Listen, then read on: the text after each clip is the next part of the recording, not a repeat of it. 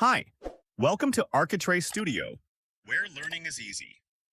In this video, we'll explore the fundamentals of SketchUp, including the history and introduction to the software, its templates, and how to navigate in SketchUp. This video is the first episode in our SketchUp Beginner to Advanced tutorial series. Join me as we begin this exciting journey to mastering SketchUp from the ground up. Let's dive in and start building your skills today.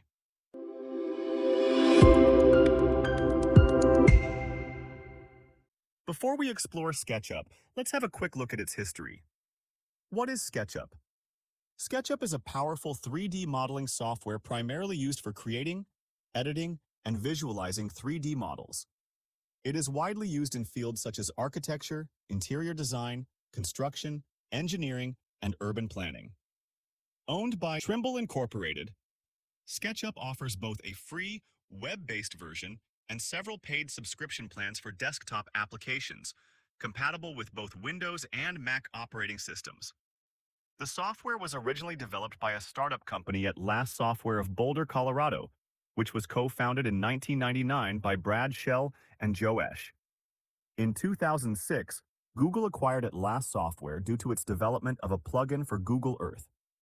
The acquisition led to the release of Google SketchUp 6 in January 2007.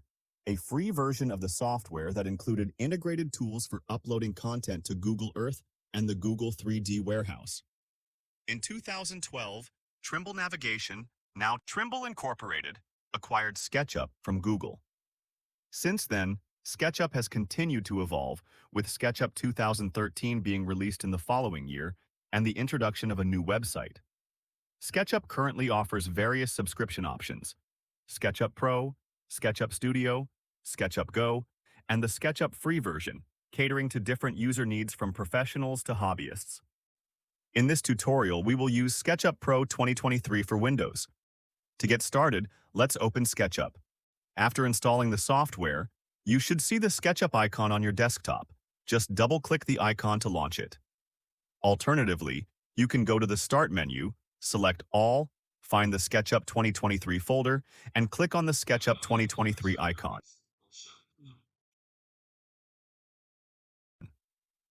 When you open SketchUp for the first time, you'll need to register your email and log in with the same email address you used to download and install the software.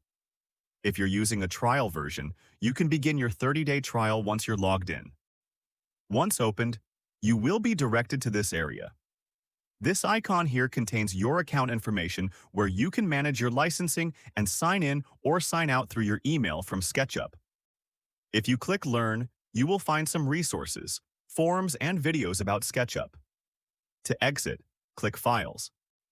At the bottom left corner is the licensing information and your subscription status.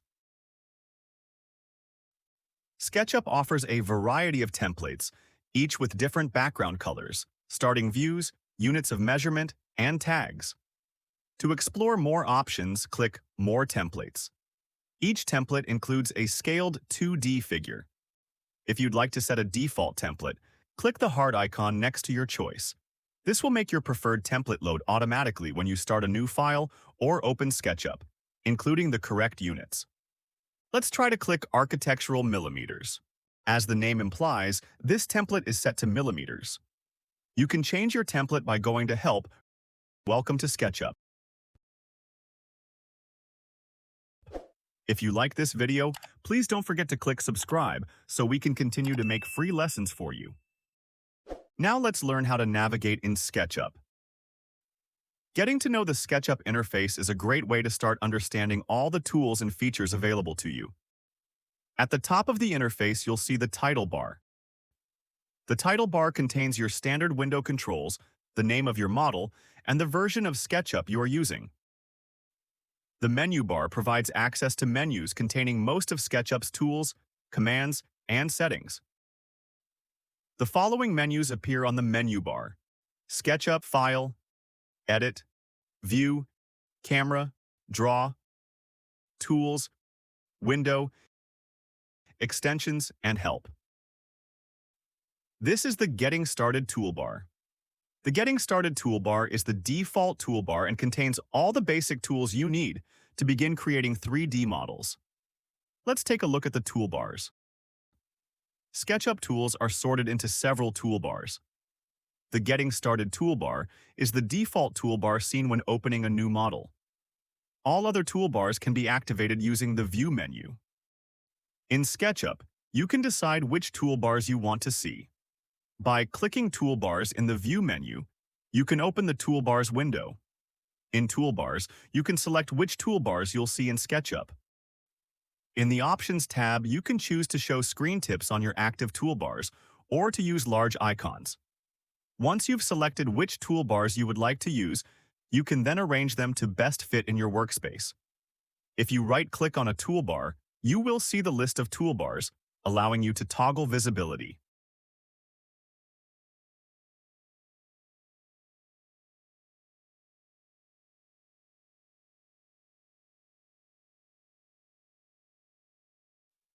The drawing area is where you create your model. The drawing axes define the 3D space of the drawing area and provide a sense of direction in 3D space while you work. When you first open a model, you may also see a simple model of a person to help give you a sense of scale. The status bar contains 4 important parts. The geolocation. If you have geolocated your model, you'll see location data if you hover over the pin icon. Clicking the icon opens geolocation options. Model Info, a quick link to the Model Info dialog. Hovering over the Model Info button will show you who created the currently selected entity. We call this information the credits, and you can find out more in using the credits feature.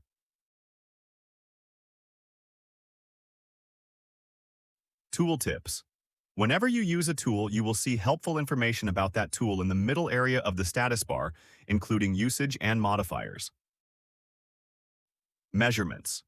As you draw, you'll see the corresponding measurements appear in the Measurements section of the status bar.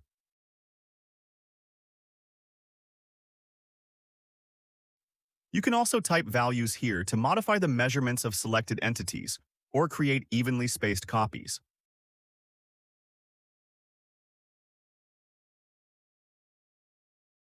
The SketchUp's dialog boxes and trays contain even more options to help you fine-tune your models. You can customize which panels appear using the Window menu. SketchUp organizes available features into Modellist dialog boxes. Modellist dialog boxes help keep many SketchUp features, like materials and styles, easy to access while modeling. By default, the following dialog boxes are available: Entity Info, Materials, Components, Styles, Tags, Shadow Scenes, Instructor. You can display more if you go to Windows, Default Tray, and select the other dialog boxes that are available. In SketchUp, you can control what units of measurement are used for each model you create. To access these settings, open Model Info by selecting Window Model Info and select Units from the options on the left. In the Units section of Model Info, you'll see the following options. Format. To choose your desired format. The options are architectural, decimal, engineering, or fractional. Length, area, and volume. To select your preferred unit for each type of measurement from the drop-down lists. When you select the decimal format, you're able to set different decimal units of measurement for length, area, and volume. For example, you might want length measured in centimeters but area and volume measured in meters. In this example, you could draw and measure line lengths in centimeters by default, but an entity's area or volume would appear in meters.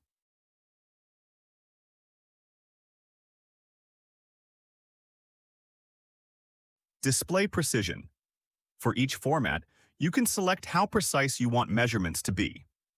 For example, the architectural option lets you fine-tune measurements up to 1/64 of an inch, and the engineering option lets you choose up to 6 decimal places. Display units format. This option is available when you select the decimal or fractional option. When the checkbox is selected, the unit appears in tooltips. When the checkbox is cleared, only the number appears.